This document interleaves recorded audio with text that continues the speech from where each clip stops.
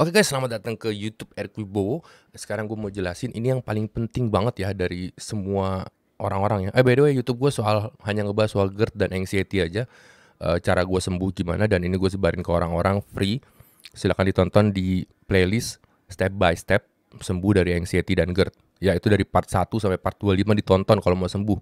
Kalau mau tahu siapa aja yang udah sembuh bisa search ke testimoni Erick Wibowo. Bisa lihat siapa aja sembuh dan saya pendiri yayasan juga Anxiety Care Indonesia. Anxiety Care Indonesia itu yayasan cuman bergerak di komunitas ya, lebih ke komunitas, ada di 16 regional gitu ya. Itu semua mantan penderita anxiety dan GERD seperti kamu gitu. Kalau mau tahu metode yang aku gunakan adalah metode 4P, itu sudah aku jelasin juga di playlist metode 4P gitu ya. Di playlist metode 4P sudah dijelasin. Kali ini saya mau jelasin yang paling penting adalah takut mati. Jadi gini, saya ngejelasin dulu kenapa kalian takut mati dan kenapa ini penting banget gitu ya. Kenapa ini penting banget, paling penting daripada yang penting-penting. By the way, saya Riku Boya nih, pengenalan nih, penulis 3 buku hipnoterapi, saya coach dan mentor, saya founder dan pembina dari Yayasan Anxiety Care Indonesia, YouTuber khusus GERD, dan orang banyak bilang saya anxiety expert karena saya selamat dari anxiety.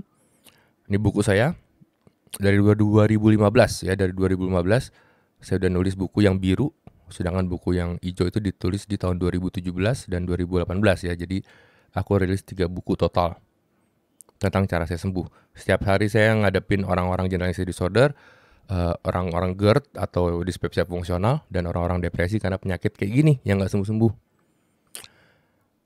Oke ya, kematian itu adalah sebetulnya ilusi yang pecah ya guys.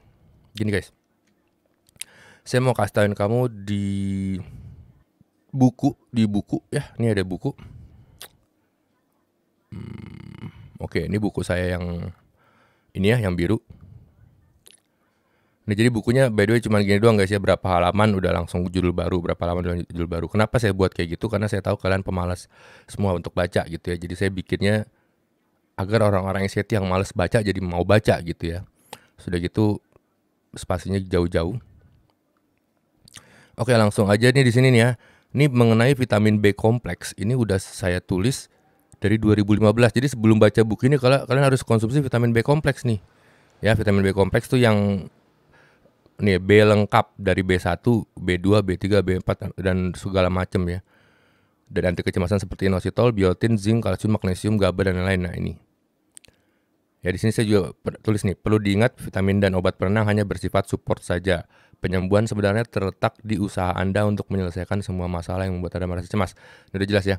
Oke, kembali ke takut mati. Oh, nih vitamin B kompleksnya nih saya nyaranin adalah nih Nature Plus, Nature Best, Wellness, Nutrimax. Ini ada di buku dari tahun 2015. Gitu ya. Oke, ini gejalanya nih.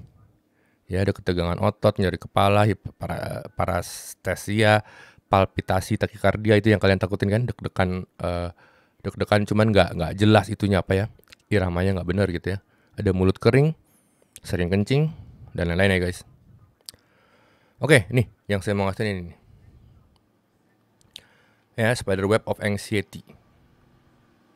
Di sini saya tulis dari tahun 2015. Ini yang nyebabin kalian takut banget sama semuanya nih ya.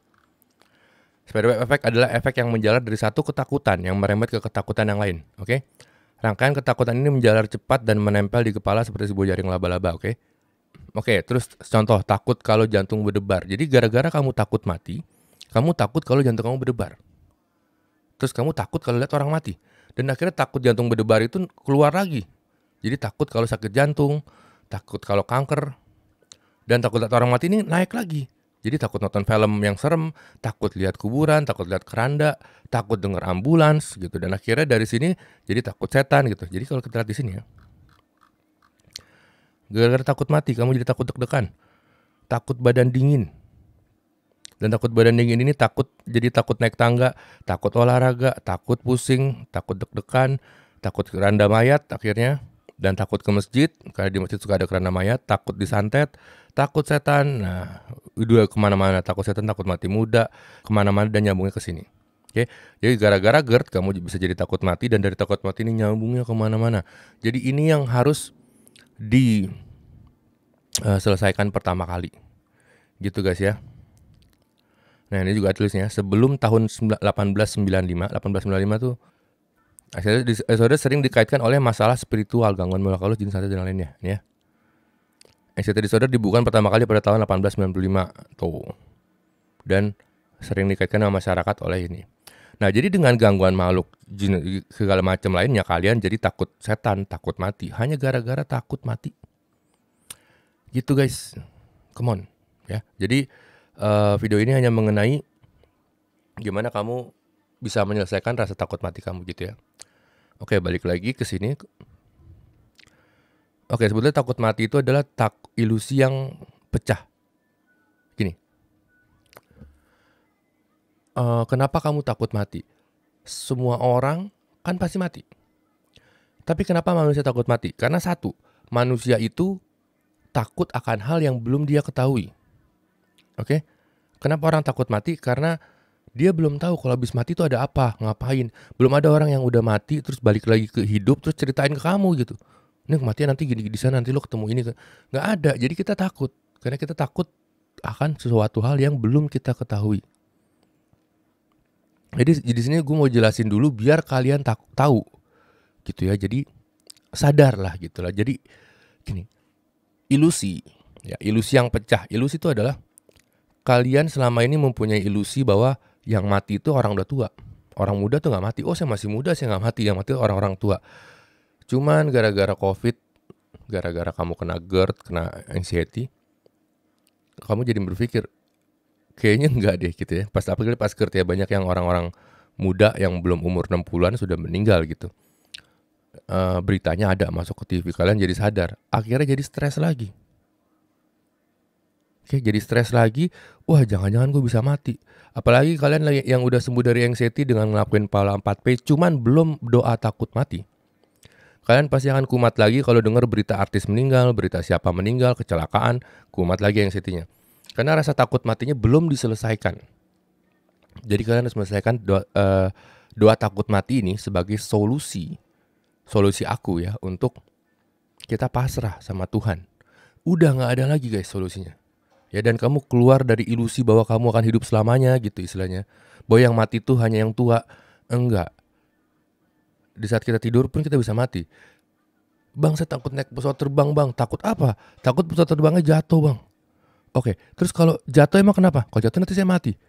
Kalau kamu mati, kamu gak naik pesawat terbang pun di rumah pun bisa gitu loh. Kepleset pisang aja bisa.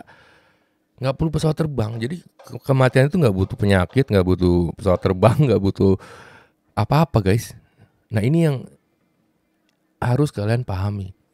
Kenapa begitu pas ada COVID, berita orang meninggal banyak, kalian jadi stres lagi, yang takut mati jadi kumat lagi. Kenapa?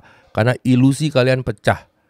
Ilusi kalian menciptakan ilusi bahwa kamu akan mati 60-an ke atas. Itu sebuah ilusi dan pecah hanya gara-gara COVID. Kayak ilusi itu kayak cermin, akhirnya cerminnya pecah dan kalian stres. Oke, jadi ini mesti disadari dulu bahwa semua orang pasti mati. Dan yang megang nyawa kamu adalah Tuhan, bukan kamu. Jadi banyak orang anxiety yang mencoba mengontrol kematiannya. Termasuk saya dulu, saya juga dulu gitu. Kenapa saya takut mati? Gara-gara saya punya sifat itu guys. Dulu tuh saya punya sifat tuh semuanya harus sesuai kehendak saya. Saya harus bisa mengontrol semua keadaan, semua masalah saya bisa kontrol. Tapi saya nggak bisa mengontrol penyakit dan kematian. Dan akhirnya saya berikan ke Tuhan. Ini juga ada nih, semua orang ingin ke surga, tapi nggak ada orang yang mau mati. Ya, semua orang ingin pergi ke surga, betul nggak? Tapi nggak ada orang yang mau mati. Oke, jadi doa takut mati itu harus dilakukan sebelum kalian melakukan 4P. Ya, jadi kan saya kan ada seminar tuh setiap bulan, seminar basic sama advance. Sebelum kalian melakukan seminar basic, itu harus melakukan doa takut mati di rumah. Jadi nggak bisa aku yang diktein, kalian cuma amin, nggak bisa. Kalian mesti ngelakuin sendiri. Oke, dan ada baiknya dilakukan malam hari, dan ada baiknya jika memang gini ya, tujuannya kan untuk ikhlas, mengikhlaskan bahwa yang mengontrol nyawa kamu yaitu Tuhan, bukan kamu. Kamu hidup itu atas perintah Tuhan, atas kemauan Tuhan. Jadi kalau kata Tuhan, saya mau kamu hidupnya sampai umur 20 aja, ya udah sampai umur 20. Tapi kalau kata Tuhan umur 90, umur 90. Mau kamu sakit kayak apapun umur 90, umur 90. Jadi stop mengontrol hal-hal yang gak bisa kamu kontrol. Ya kalian kan punya agama nih ya. Di semua agama di Indonesia saya yakin mereka mengajarkan bahwa kematian itu adalah di tangan Tuhan. Cuman orang anxiety mereka masih mau mengontrol. Which is itu yang bikin stres. Itu yang bikin lu kena anxiety. Itu yang bikin lu takut ngapa-ngapain. Gara-gara lu masih mencoba mengontrol kapan lu mati, bagaimana lu mati. Come on, disadari. Ya, jadi doanya kayak gini. Sebaiknya sebelum kamu ngelakuin doa, kamu baiknya minta maaf dulu ke orang tua, ke suami, ke anak. Terima kasih, bilang sama dia terima kasih udah nemenin. Dan mohon maaf kalau misalnya saya gak bisa jadi anak yang papa mama mau. Atau mohon maaf kalau saya gak bisa jadi suami yang kamu mau. Minta maaf ke anak, kalau papa kenapa kamu tetap jadi maafin papa ya. Gitu. Kalau papa gak bisa sesuai yang kamu mau, kalau papa gak bisa nemenin kamu nih, karena semuanya tergantung Tuhan nih. Gitu. Ngomong sama anak kayak gitu gak apa-apa. Karena itu udah pelajaran agama yang pertama guys ya, pasrah dan ikhlas.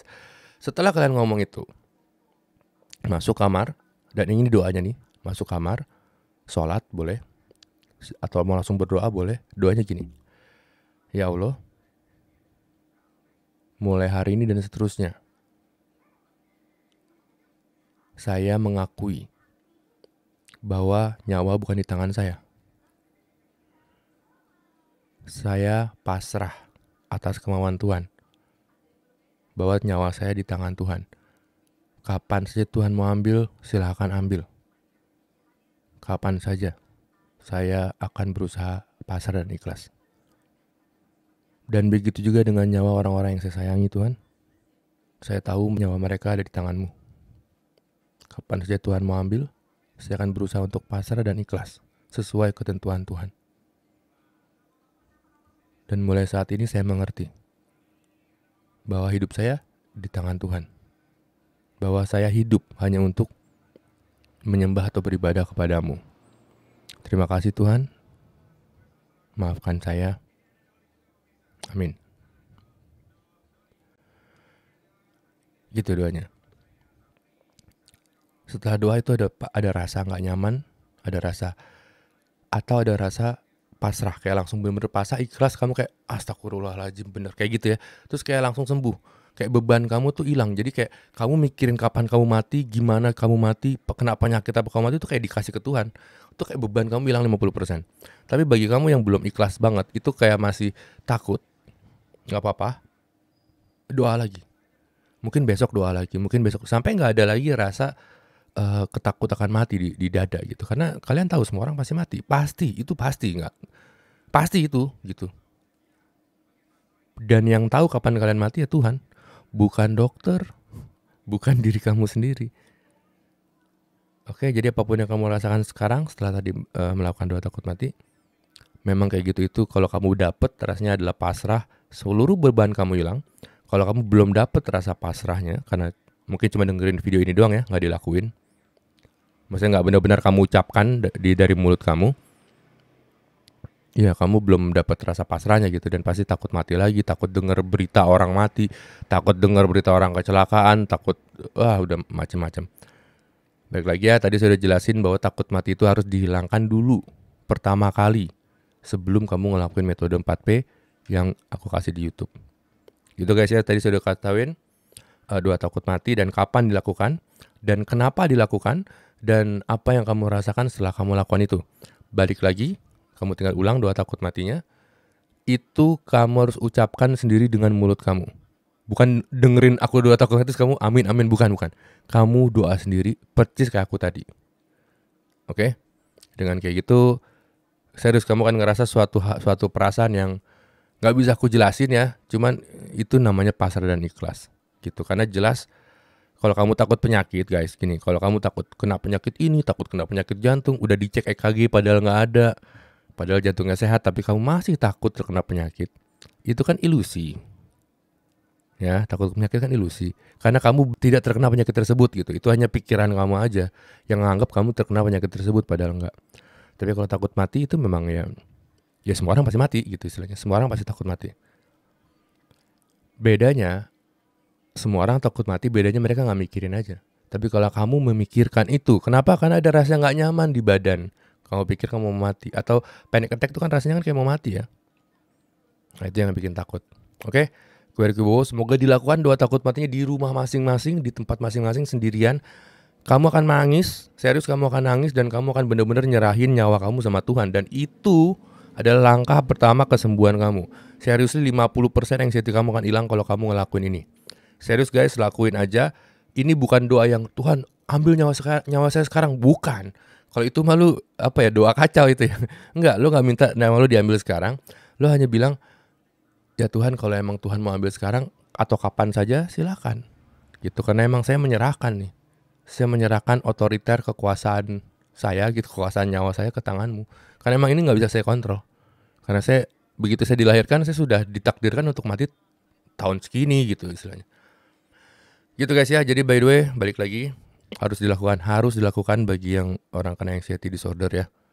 Gitu. Kalau emang kamu tanya, bang kenapa harus dilakukan? Iya, lakukan aja karena tidak ada efek samping dan ini mengajarkan kamu untuk ke pasar dan ikhlas. Ya, jadi serius dah, kalau kamu tahu semua orang bisa mati kapan aja, kamu gak akan ada waktu untuk berantem sama temen, gak akan ada waktu. Kamu gak akan ada waktu untuk malas-malesan setiap hari rebah-rebahan, gak akan ada waktu. Kamu tahu kapan aja bisa mati. Gak ada waktu buat mikir negatif sama pasangan, gak ada. Pikiran kamu udah, pokoknya gue mumpung dia masih hidup, gue harus happy-happy, gue harus bahagiain dia. Itu yang kamu pikirin. Gak ada waktu buat berantem, gak ada waktu buat gosip-gosip. Itu yang benar. Dan kamu akan beribadah. Dan ibadah tuh gak hanya sholat ya, banyak ada senyum, ngebantu orang di Facebook juga termasuk ibadah. Senyum juga termasuk ibadah, kerja termasuk ibadah gitu ya. Jadi emang hari-hari kamu untuk itu. Gitu guys, semoga tercerahkan dan semoga dilakukan. Kalau nggak dilakukan nggak akan sembuh. Gue dengan Ricky Bowo. Jika video ini berguna, sebar kemana-mana. Jangan lupa subscribe dan itu loncengnya dinyalain. Jadi setiap aku live, kamu tahu. Gitu guys ya. Thank you, bye-bye.